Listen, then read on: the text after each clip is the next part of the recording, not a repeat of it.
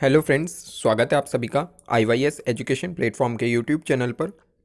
चलिए स्टार्ट करते हैं अपनी डेली करंट अफेयर की क्लास, जिसमें हम लोग कवर करेंगे PIB न्यूज़ को, आकाशवाणी न्यूज़ को, हिंदू या दैनिक जागरण न्यूज़पेपर में जो इंपॉर्टेंट न्यूज़ हैं, इसके अलावा national international days and organisations जो भी आपके एग्जाम पॉइंट ऑफ व्यू से इंपॉर्टेंट हो सकते हैं, उन सभी को हम डिस्कस करेंगे। तो आइए करंट अफेयर की क्लास स्टार्ट करते हैं। फ्रेंड्स, अगर आप लोगों ने अभी तक हमारे यूट्यूब चैनल को सब्सक्राइब नहीं किया है तो प्लीज़ चैनल को सब्सक्राइब कर लीजिए, सो दैट आपको वीडियो की नोटिफिकेशन मिल सके। इसके अलावा आप लोग टेलीग्राम चैनल ज्वाइन कर सकते हैं। वीडियो के डिस्क्रिप्शन बॉक्स में टेलीग्राम चैनल का लिंक दिया गया है। अगर मुझे आपको कोई भी इन्फॉर्मेशन देनी हो या कुछ करेक्ट करना हो, अगर वीडियो में करेक्शन करना हो, तो मैं आपको ईजिली कम्युनिकेट कर सकता हूँ। चलिए, तो आज की करंट अफेयर की क्लास स्टार्ट करते हैं। लास्ट कल हमने एक क्वेश्चन आपको दिया था, केंद्र सरकार किस राज्य में विशेष आर्थिक दर्जे के साथ समुद्री वनस्पति पार्क स्थापित करने जा रही है। तो इसका आप सबने आंसर बताना था। तो इसका राइट आंसर मैच कर लेते हैं। इसका राइट आंसर है तमिलनाडु। जो तमिलनाडु की सरकार है और केंद्र सरकार, तो ये आपको पता होगा कि वहाँ पर बायोडाइवर्सिटी काफ़ी ज़्यादा है तमिलनाडु में। तो वहाँ पे जो उनके समुद्री तट है, वहाँ पे डुगोंग पाई जाती है, एक जो कि समुद्री गाय के नाम से बोली जाती है। ठीक है, तो उसके संरक्षण के लिए वहाँ पे एक समुद्री वनस्पति पार्क बनाया जा रहा है। ठीक है, और नेशनल पार्क भी उसको बनाने की चर्चा चल रही है, डुगोंग को। ठीक है, तो काफ़ी इंपॉर्टेंट है, प्लीज़ इसको आप ध्यान रखिए। नेक्स्ट क्वेश्चन देखते हैं। 2022 में G20 शिखर सम्मेलन की मेज़बानी कौन सा देश करने वाला है। तो इसका राइट आंसर आप देख ही सकते हो, इंडोनेशिया इसकी मेज़बानी करने वाला है G20 की 2022 में। अगर बात करें G20 2023 की, तो 2023 में G20 की मेज़बानी भारत के पास आएगी। ठीक है, तो इंपॉर्टेंट है, आपसे इस बार का तो पूछा ही जाता है, लेकिन ज़्यादा चांसेस रहते हैं आपसे कि 23 का पूछे, क्योंकि 23 में भारत मेज़बानी करने वाला है, होस्टिंग जो करने वाला है, इसलिए चांसेस ज़्यादा हैं आपके पास कि 2023 की पूछे। इसलिए आप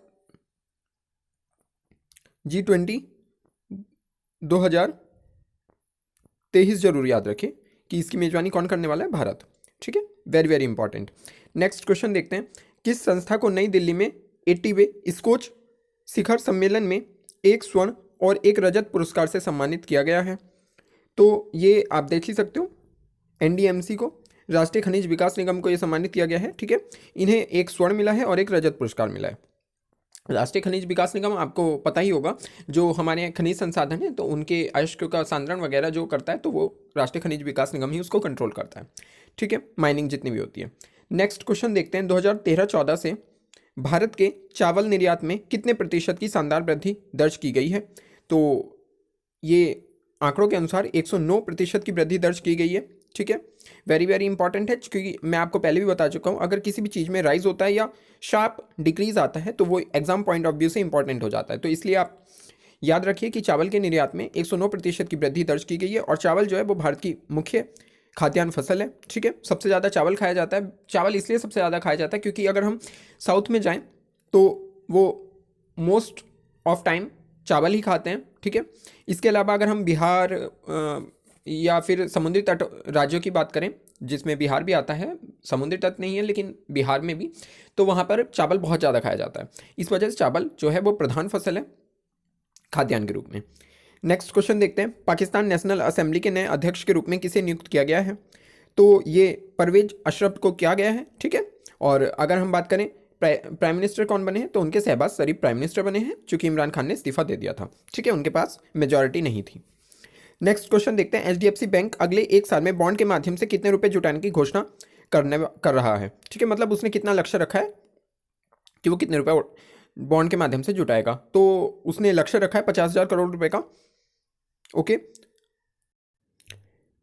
बॉन्ड में क्या होता है कि आपको वो एक सिक्योरिटी दे देते हैं, एक पेपर पे लिखी हुई। ठीक है, एक पेपर पे लिखा हुआ रहता है कि इतने टाइम बाद इतने रुपए हम आपको देंगे, अभी आप हमें इतने रुपए दे दीजिए और उसके बदले में एक ये कागज ले लीजिए, सिक्योरिटी पत्र या बॉन्ड इसको कहते हैं। ठीक है, तो इस तरीके से वो अपने पास पैसा लेते हैं बैंक। ठीक है, तो इस वजह से HDFC ने 50,000 करोड़ रुपए इस सोर्स से कलेक्ट करने का लक्ष्य रखा है। नेक्स्ट क्वेश्चन देखते हैं। कौन सा देश 2023 में कला और संस्कृति के लिए राष्ट्रीय डेल्फिक खेलों की मेजबानी करने वाला है? तो मैं आपको बता चुका हूँ कई बार, भारत इसकी मेजबानी करने वाला है। इंपॉर्टेंट है क्योंकि भारत कला संस्कृति के लिए विश्व में इसकी पहचान है। कला और संस्कृति के रूप में इसकी कला और संस्कृति अद्भुत, अनोखी, अतुलनीय है। तो इसलिए इंपॉर्टेंट हो जाता है कि अगर उसकी मेजबानी के लिए भारत को चुना गया है तो उसको पूछा जाएगा। नेक्स्ट क्वेश्चन देखते हैं। 14 राज्यों और केंद्रशासित प्रदेशों के 126 शहरों में किस मंत्रालय ने स्वनिधि से समृद्धि कार्यक्रम की शुरुआत की है? तो इसका राइट आंसर है आवास और शहरी विकास मंत्रालय। ठीक है, मैं आपको पहले भी बता चुका हूँ। स्वनिधि से समृद्धि, स्ट्रीट वेंडर्स जो आपके सड़क पर विक्रेता होते हैं, फुटकर विक्रेता जो छोटा छोटा सामान रख के बैठ जाते हैं, ठेले लगाते हैं, तो उन सब के लिए उनको लोन दिया जाता है। 10,000 रुपये लोन दिया जाता था। ठीक है, ये कब शुरू की गई थी? तो जब कोविड-19 आया था तो उस टाइम पर सुरक्षा प्रदान करने के लिए स्ट्रीट वेंडर्स को ये शुरू किया गया था आवास एवं शहरी विकास मंत्रालय द्वारा। ठीक है, तो स्वनिधि से समृद्धि, तब स्वनिधि था, अब स्वनिधि से समृद्धि हो चुका है। इंपॉर्टेंट है, very very important. Next question देखते हैं। भारतीय दलहन और अनाज संघ के नए अध्यक्ष किसको बनाया गया है? तो अगर हम बात करें भारतीय दलहन और अनाज संघ, तो बिमल कोठारी जी को इसका अध्यक्ष बनाया गया है। वेरी वेरी इंपॉर्टेंट है ये भी क्वेश्चन सारे इंपॉर्टेंट होते हैं बिकॉज 10 to 15 क्वेश्चंस मैं आपको डेली एमसीक्यू फॉर्मेट कराता हूँ, तो सारे ही क्वेश्चन इंपॉर्टेंट होते हैं बिकॉज कह नहीं सकते कि किस स्टेट में कौन सा एग्जाम में कौन से क्वेश्चन पूछ लिया जाए। तो प्लीज़ आप 10-15 क्वेश्चंस तो पॉइंट याद रख सकते हैं डेली के, तो प्लीज़ आप उनको ध्यान रखिए। हाल ही में भारत का पहला स्किल इंडिया इंटरनेशनल सेंटर कहाँ पर स्थापित किया जाएगा? वेरी वेरी इंपॉर्टेंट, इसको आप याद रखिए। स्किल्स के और बहुत ध्यान दिया जा रहा है, चाहे वो अटल इनोवेशन मिशन के थ्रू हो या फिर नीति आयोग किसी और माध्यम से अगर करें, तो स्किल्स पे बहुत ध्यान इस टाइम पर दिया जा रहा है बिकॉज जॉब्स क्रिएशन अगर इस टाइम पे होना है तो वो इनोवेशन के माध्यम से ही होना है। ठीक है, तो इसलिए स्किल्स को काफ़ी पूछा भी जाता है, आप ध्यान रखिए। India international centre is for skills कहाँ पर बनाया जा रहा है? तो ये उड़ीसा में बनाया जा रहा है, प्लीज़ आप इसको ध्यान रखिए। नेक्स्ट क्वेश्चन देखते हैं। हाल ही में किस राज्य के मुख्यमंत्री ने 2023 पुरुष विश्व कप के लोगो का अनावरण किया है?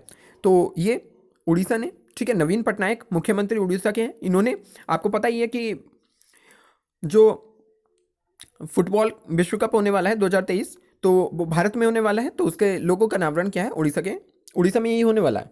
ठीक है, तो उड़ीसा के मुख्यमंत्री ने इसको लोगों को अनावरण किया है। नेक्स्ट क्वेश्चन देखते हैं। हाल ही में रचना सचदेवा को किस देश में भारत का राजदूत नियुक्त किया गया है? तो इसका राइट आंसर हो जाएगा, आप देख सकते हो, इसका राइट आंसर हो जाएगा माली। ठीक है, जो रचना सचदेवा हैं तो इनको माली में, अफ्रीकन कंट्री है माली एक। ठीक है, तो वहाँ पर आप इसकी लोकेशन चेक कर सकते हो माली की। ठीक है, तो माली में इनको नियुक्त किया गया है। और इसके साथ ही आप मुझे बताइए कि विक्टोरिया जो लेक है वो किन किन देशों में है? प्लीज़ आप मुझे कमेंट सेक्शन में बताइए विक्टोरिया लेक जो है वो किन किन देशों के बॉर्डर को टच करती है। नेक्स्ट क्वेश्चन देखते हैं। हाल ही में रेणु कर्नाड को किस बैंक बोर्ड के निदेशक के रूप में फिर से नियुक्त किया गया है? तो इसका राइट आंसर हो जाएगा HDFC बैंक में। ठीक है, तो ये निदेशक के रूप में रेणु कर्नाड को HDFC बैंक ने शामिल किया है। नेक्स्ट क्वेश्चन देखते हैं। हाल ही में किसने देश के छात्रों को एक साथ 2 डिग्री देने की अनुमति प्रदान की है, लेने की?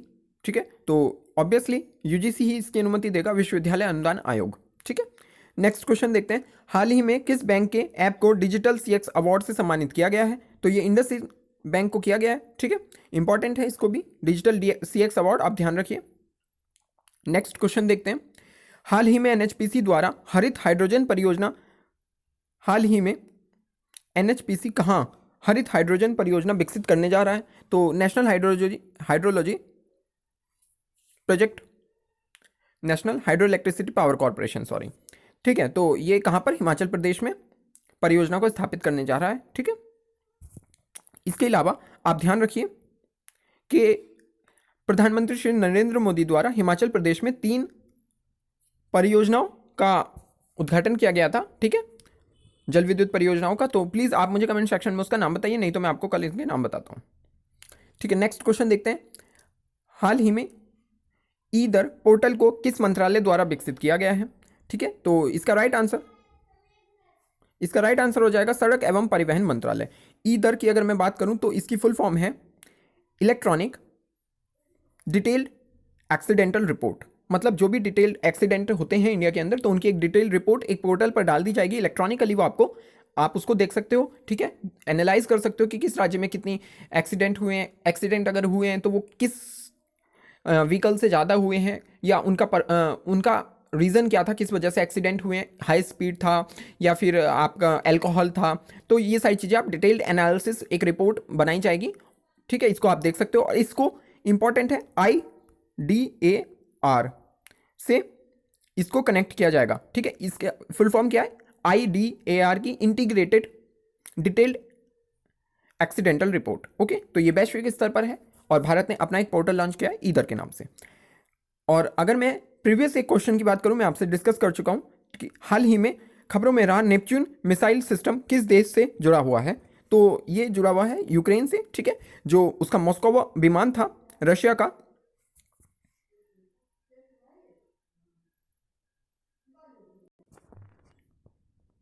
तो जो रशिया का मॉस्को विमान था उस पर यूक्रेन ने ऐसी पुष्टि की है कि नेपच्यून मिसाइल सिस्टम से उसने अटैक किया था। चलिए अब कुछ डिटेल एनालिसिस टुडे रिपोर्ट्स देख लेते हैं। अगर हम बात करें आज की न्यूज़ की कुछ इंपॉर्टेंट, तो सबसे पहले यकृत दिवस यानी कि लीवर डे 19 अप्रैल को मनाया जाता है, ठीक है। यकृत के स्वास्थ्य के बारे में जागरूकता फैलाने के लिए हर साल 19 अप्रैल को विश्व यकृत दिवस मनाया जाता है। यकृत शरीर का एक महत्वपूर्ण अंग है, आपको पता है। शरीर से अवांछित विषाक्त पदार्थों को बाहर निकालता है यूरिन के माध्यम से, ओके। यह शरीर का दूसरा सबसे बड़ा अंग है और मस्तिष्क से कम जटिल है। ऐसा कहा जाता है कि यह लगभग 500 शारीरिक कार्य करता है और कुल रक्त आपूर्ति का 13% अपने पास रखता है। नेक्स्ट क्वेश्चन देखते हैं।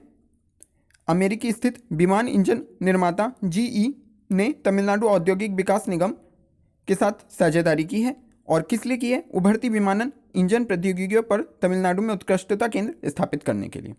यह विमान इंजन भागों के प्रौद्योगिकी विकास की दिशा में काम करेगा। टिडको और GE द्वारा 2 चरणों में 5 वर्षों में लगभग 141.26 करोड़ रुपए के निवेश का प्रस्ताव रखा गया है। तो इंपॉर्टेंट है क्योंकि निवेश जब भी भारत में आता है तो वहाँ पर रोजगार वगैरह के अवसर पैदा होते हैं, ठीक है, एम्प्लॉयमेंट जनरेट होता है इंडिया के अंदर। और चूंकि इंडिया के अंदर बेरोजगारी बहुत ज़्यादा बढ़ चुकी है, तो इसलिए इंपॉर्टेंट है। नेक्स्ट न्यूज़, सड़क परिवहन एवं राजमार्ग मंत्री नितिन गडकरी जी ने दिल्ली में कई श्रेणियों में 2021 AIMA मैनेजिंग इंडिया अवार्ड्स प्रदान किए हैं। फिल्म श्रेणी में सरदार उधम सिंह के लिए सुजीत सरकार को director of the year award से नवाजा गया है। यह पुरस्कार एक ऐसे व्यक्ति को दिया जाता है जिसने फिल्म निर्माण की भावना का उदाहरण दिया है और इसे उत्कृष्ट कृति बनाया है, ठीक है। तो इंपॉर्टेंट है, आप याद रखिए, सुजीत सरकार को डायरेक्टर के लिए दिया गया है। नेक्स्ट न्यूज़, IIT मद्रास ने 16-17 अप्रैल को उद्योग सम्मेलन 2022 का आयोजन किया, ठीक है। यह संस्थान के अनुसंधान और नवाचारों को सरकार, उद्योग और कॉरपोरेट फर्मों को प्रदर्शित करने के लिए आयोजित किया गया था। इस अवसर के लिए संस्थान के सेंटर फॉर इनोवेशन और अन्य परियोजनाओं की अनुसंधान परियोजना, स्टार्टअप और परियोजनाओं की एक आभासी प्रदर्शनी भी इसमें लगाई गई थी। नेक्स्ट क्वेश्चन न्यूज़ देखते हैं। राष्ट्रीय सुरक्षा सलाहकार अजीत डोभाल, आप देख सकते हो अजीत डोभाल जी, तो इन्होंने 18 अप्रैल को राष्ट्रीय साइबर सुरक्षा घटना प्रतिक्रिया अभ्यास का उद्घाटन किया। राष्ट्रीय साइबर अभ्यास भारत को 29 अप्रैल तक 10 दिनों की अवधि में एक संकर अभ्यास के रूप में आयोजित किया जाएगा। कार्यक्रम का संचालन रक्षा अनुसंधान एवं विकास संगठन द्वारा समर्थित राष्ट्रीय सुरक्षा परिषद सचिवालय द्वारा किया जा रहा है। तो इंपॉर्टेंट है, ठीक है, न्यू दिल्ली में आयोजित किया गया है। नेक्स्ट न्यूज़ देखते हैं। मैं यूट्यूब पर पोस्ट कर चुका हूँ इस न्यूज़ को। कृषि क्षेत्र के लिए कृषि मंत्री ने 2 पोर्टल लॉन्च किए हैं। एक क्या है, क्रॉप पोर्टल कीटनाशकों का व्यापक पंजीकरण, और दूसरा है PQMS पौधे के संरोधन प्रबंधन प्रणाली के लिए, ठीक है। दोनों पोर्टल ये लॉन्च किए गए निर्यात आयात के लिए कीटनाशकों के पंजीकरण और प्रलेखन प्रक्रिया को सरल और पारदर्शी से बनाया जाएगा। तो इंपॉर्टेंट है क्योंकि किसानों की आय का लक्ष्य रखा गया है भारत सरकार द्वारा दोगुना करने का। चलिए नेक्स्ट न्यूज़ देखते हैं। खेलो इंडिया यूनिवर्सिटी गेम्स आपको पता है बेंगलुरु में आयोजित होने वाले हैं। तो अपनी तरह की पहली पहल में बेंगलुरु में आयोजित होने वाले खेलो इंडिया यूनिवर्सिटी गेम्स के दूसरे संस्करण का अपना मोबाइल एप्लीकेशन होगा, ठीक है। इसके लिए एक एप्लीकेशन को लॉन्च किया गया है। Aditya Khelo India uni games 2021 mobile app का नाम है, याद रखिए आप, वेरी इंपॉर्टेंट है। 24 अप्रैल को शुरू होने वाले प्रतिष्ठित कार्यक्रम के बारे में सभी जानकारी के लिए आप वन स्टॉप शॉप होने का ये वादा करता है। यह युवा अधिकारिता एवं खेल विभाग द्वारा इसको लॉन्च किया गया है, आविष्कार भी इसी के द्वारा किया गया है। नेक्स्ट न्यूज़ देखते हैं। भारत और फिनलैंड क्वांटम कंप्यूटिंग पर एक Indo finish virtual network centre स्थापित करने जा रहा है। यह दोनों देशों की ज़रूरतों को पूरा करने के लिए नवीन अनुसंधान एवं विकास परियोजनाओं को प्रोत्साहित करने का प्रयास करेगा। क्वांटम कंप्यूटिंग पर वर्चुअल नेटवर्क सेंटर के लिए भारतीय पक्ष ने 3 प्रमुख संस्थानों यानी कि IIT मद्रास, IISER पुणे और CDEC पुणे की पहचान की है। तो वेरी वेरी इंपॉर्टेंट है, ठीक है। फिनलैंड और कौन, भारत वर्चुअल नेटवर्क के लिए समझौता कर रहे हैं, ठीक है। नेक्स्ट न्यूज़ देखते हैं। तेलंगाना सरकार ने 18 अप्रैल को अपना स्पेसटेक फ्रेमवर्क लॉन्च किया है, ठीक है। यह अंतरिक्ष तकनीकी क्षेत्र में निजी उद्योग की साझेदारी का समर्थन करेगा और फ्रेमवर्क का लक्ष्य राज्य को प्रौद्योगिकी में विश्व स्तर पर मान्यता प्राप्त वन स्टॉप डेस्टिनेशन के रूप में स्थापित करना है। यह कार्यक्रम मेटावर्स पर आयोजित किया गया था और यह वर्चुअल रियलिटी स्पेस में आयोजित देश का पहला आधिकारिक कार्यक्रम है। मेटावर्स के बारे में आपको पहले भी बता चुका हूँ, ठीक है। ये एक ऑनलाइन है, एक्सेस है आपको, वहाँ पर आप ऑनलाइन अपना स्टोर वगैरह खोल सकते हो। चलिए नेक्स्ट न्यूज़ देखते हैं। लेफ्टिनेंट जनरल मनोज पांडे जी को थल सेना अध्यक्ष के रूप में नामित कर दिया गया। मैं आपको पहले भी बता चुका हूं कि नेक्स्ट अध्यक्ष कौन बनने वाले हैं। तो मनोज मुकुंद नरवणे जी की ये स्थान लेंगे। मनोज पांडे ये पहले उप प्रमुख थे सेना के, ठीक है। और इन्होंने इथोपिया एरिट्रा में संयुक्त राष्ट्र मिशन में मुख्य अभियंता और कमांडर इन चीफ अंडमान और निकोबार कमांड के रूप में भी कार्य किया है, अपनी सेवाएं दे चुके हैं। लास्ट न्यूज़, रेलटेल कॉरपोरेशन को रेल विकास निगम से मिला वर्क ऑर्डर, ठीक है। तो ये कितने रुपए का वर्क ऑर्डर मिला है? रेलटेल कॉरपोरेशन ऑफ इंडिया को रेल विकास निगम की तरफ से 11.57 करोड़ का वर्क ऑर्डर मिला है। रेलटेल के RBNL यानी कि 33 स्थानों में multi protocol level switching virtual private network को स्थापित करने जाएगा, ठीक है। समझौते के तहत MPLS BPN नेटवर्क सेवाओं का निर्माण तथा रखरखाव रेलटेल द्वारा RBNL के 33 स्थानों पर किया जाएगा। सेवाएं 5 साल के लिए प्रदान की जाएंगी, ठीक है। तो इंपॉर्टेंट है रेलटेल। ये थी आज की कुछ इंपॉर्टेंट न्यूज़। आई होप आपको वीडियो यूजफुल लगी हो। अगर आपको वीडियो अच्छी लगी है तो प्लीज़ आप वीडियो को लाइक कर दीजिए और आप अपने कमेंट्स, आपके जो भी डाउट्स हैं, क्वेरीज हैं, तो आप मुझसे कमेंट्स कर सकते हो। मैं कोशिश करूँगा आपके रिप्लाई देने का। वीडियो को एंड तक देखने के लिए थैंक यू।